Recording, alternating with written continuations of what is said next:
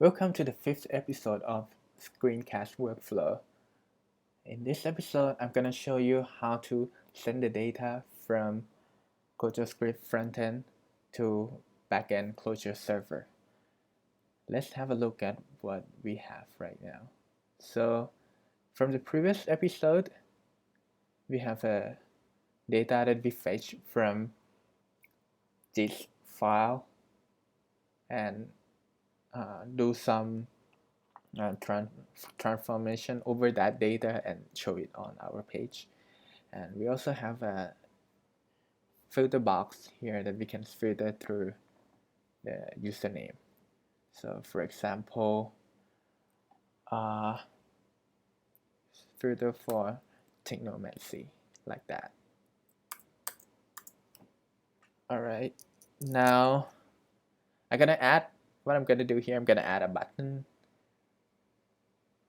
to save the filter here to the backend, such that when we refresh the page, the save is still persists. Okay, let's get started. First of all, I'm gonna add a button. So here, input type button with value, which is a button name saved, save, and when it is clicked, it's gonna need a handler function. I don't care about the event. And then gonna need a post from CLJS Ajax. So to make a post, and the posts look like this.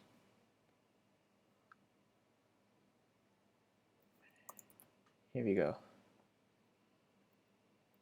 So this is a post, and the first document is the URL. You can call it like save. Then format JSON, the params. We're gonna take this guy, search here. So search and search like that. And then the handler function is for like receiving the response back from the server. I'm gonna put it, just print it out, and over here just print it out as well. Server. Alright, let's have a look on the page. What happened when we click that button? So we look at the network. And save, bang, error, as we expected, because we don't have anything yet on the backend. So it sent search like that, and I can search again technomancy and click save, and it's error, but this time should have text, and it's there. Okay, looks good so far. And now switch back to our backend. Here we need to use posts from Composer as well, and we do that slash post, no, slash save, right? And here, so there are a couple things we need to do. First, as we see here, we have to wrap JSON response when we want to return back the JSON data. In the same way, for receiving JSON data, we have to put a middleware as well. So I'm going to use the same ring JSON middleware and use wrap JSON param. So we can put it next to wrap JSON response here. And the other thing we want is to turn, after passing the JSON param, we need to give it a keyword. So basically, after wrap JSON param pass the input string, you make a map of a JSON which have a key as like string type, but we want, for convenient using it in Clojure, we want to make that key a keyword. So we need this keyword, wrap keyword params as well. So we can just take this in require, stick it in the top, and put both somewhere like here. It's good. So you can do that. You can leave it without parentheses, or you can put parentheses. It doesn't matter in this case what parentheses says as well. Okay, and after we do this, the search will magically appear in our endpoint like here. So I'm gonna try respond it back with this search. See what happened. Clear, and let's do it. Okay, I forgot to restart server. I did it and try it again. Look at the response. Yeah, we got take back, right? This take, maybe I put something to distinct it a little bit. So string high tech like that, and I've got to restart server. Save again, and here we go. So far so good. Now I'm gonna need to store this and send it back. Let's see. So now we have domain data here. I think we can just stick it with it here. I mean, the domain word might not be like appropriate here. It could just be like overall system data or system states or something, but for now I think it's good. So I just need to put a map here, peeps, key peeps, and then our search term. Just start with like empty string. Then when we got this, we put it in, swap it in, like swap D as search with the search word, and I just respond with saved. And we have to fix our init data as well. So peeps, oh, that we don't have to do anything, and I do that. Oh, I think I have to do something. Let me find that. Okay, peeps here. Init data. Oh, okay, that should be good. All right, and resort the whole thing to let it pick up a new data, and then for here, print it out, print the response out, and when we get the API in the beginning, I'll just put the search with the record data. I think this is up to you. I mean, if you build a bigger project, you might want to split it to the different endpoints, stuff like that. But for now, this our example, I'll just put it here, put it there. So it just returned, API just returned the whole map. So basically here, we got it here. Then, so what is S? So S is the same stuff. So I think basically You just jam the whole thing in with reset like that. Should be alright, I believe. Okay, let's see. So I'll make sure I refresh the page as well. I think. Okay. And let's save this. What does it say?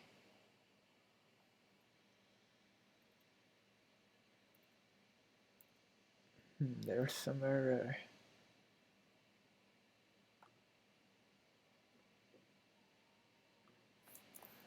Let me print out the search first, what we got.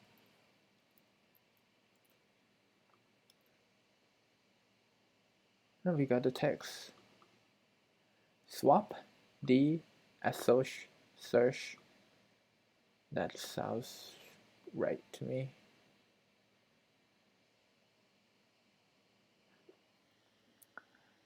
Clojure lazy C cannot cast to associative seek.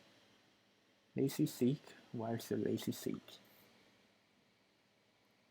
Let's print out the D to have a look.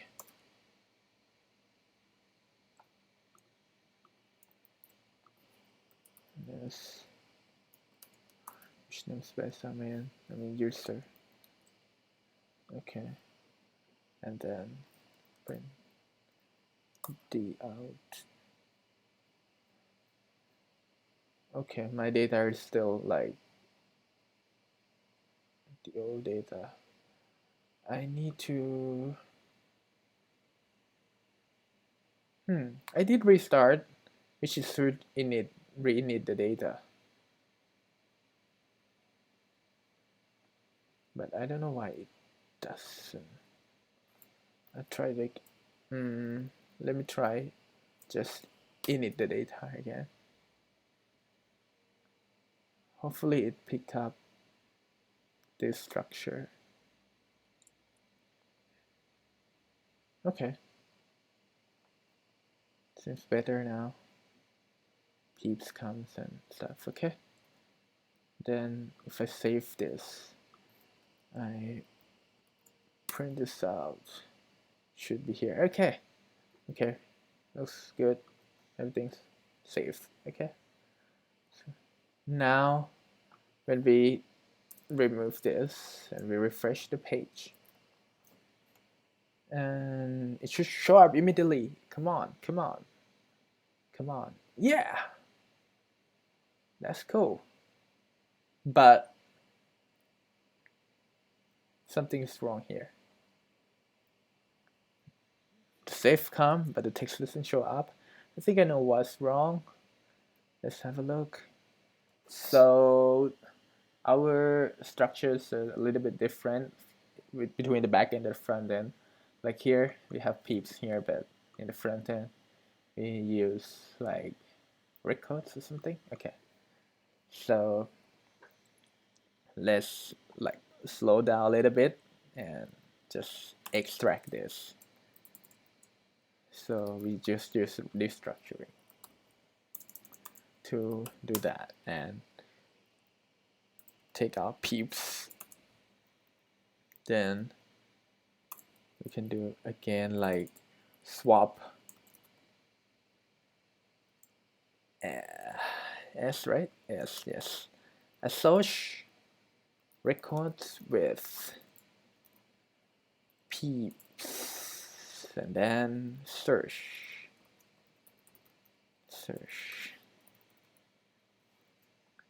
Here we go. Should be better this time. Refresh and all right, I think we got it. So let's search for some other word and save it like p tau save. Then we refresh.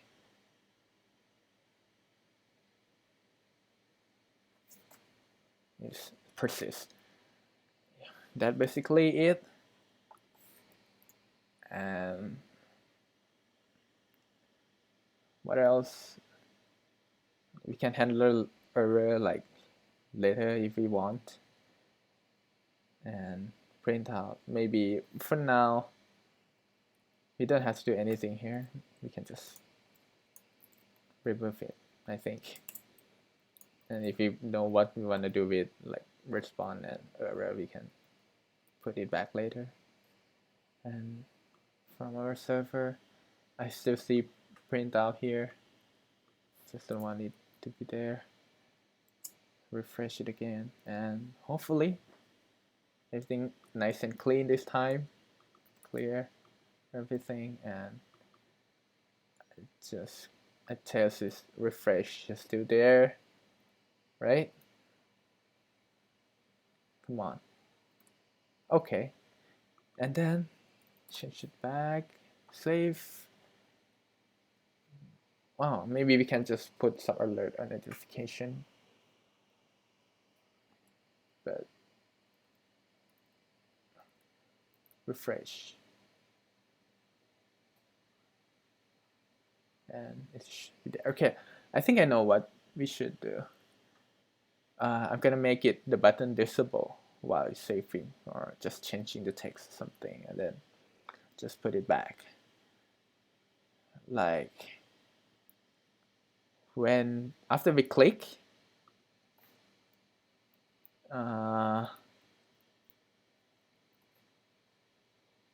okay, I just need another stuff like, and this is just like saving. Yeah, I think you know what I'm gonna do. So I'm gonna put it like saving false, and then when you say click, we're gonna swap that and saving with true.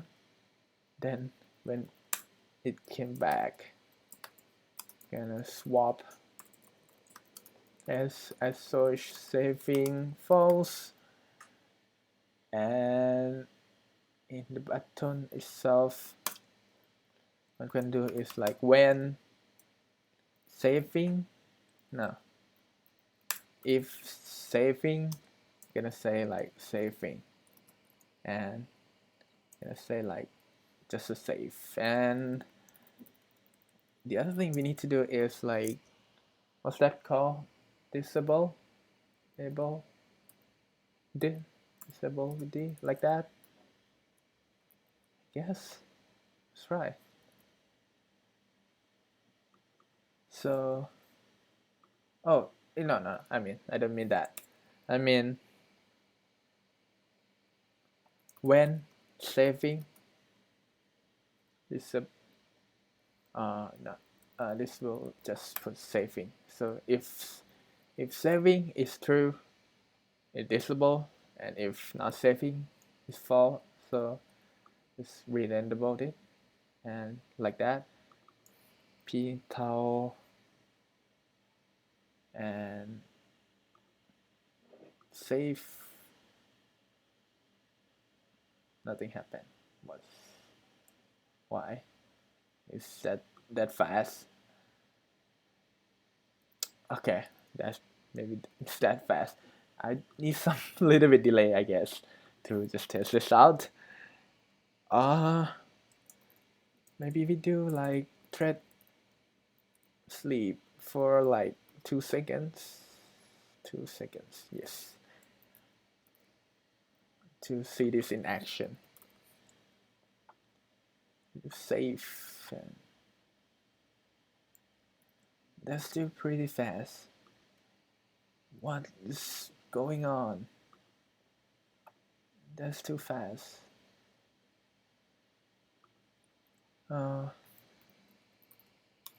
Like that, millisecond stuff,